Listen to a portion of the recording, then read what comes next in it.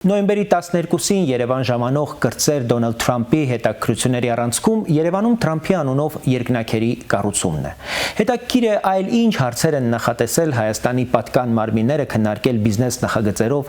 հետաքրքրվող կրտսեր Թրամփի հետ։ Եվ ընդհանրապես չափազանց կարևոր է հասկանալ Հայաստանը ունի արդյոք առաջիկա թեկուզ կարճաժամկետ հեռանկարի զարգացման բիզնես պլան, որը կարող է հետաքրքրել համաշխարհային մասշտաբի ներդրողներին։ Ամերիկացիների հետ արդյունավետ աշխատելու համար Հայաստանին պետք է երկրի զարգացման ռազմավարական նախագիծ։ Այդ պլանը պետք է ապահովի կանխատեսելի կառավարում, օրենքի գերակայություն եւ հստակ չափելի նպատակներ, որպեսզի ներդրողը վստահ լինի, ինչ է ստանալու եւ երբ։ Տնտեսությունը պետք է դառնա բազմազան եւ մրցունակ, կայուն ներդրումներով, արդար մրցակցությամբ եւ արտաքին շուկաներ դուրս գալու պարզ ճանապարհով։ Գիտելիքը, կրթությունը եւ տեխնոլոգիաները պետք է դրվեն զարգացման հիմքում, որպեսզի ստեղծենք բարձր արժեք եւ լավ վարձատրվող աշխատատեղեր։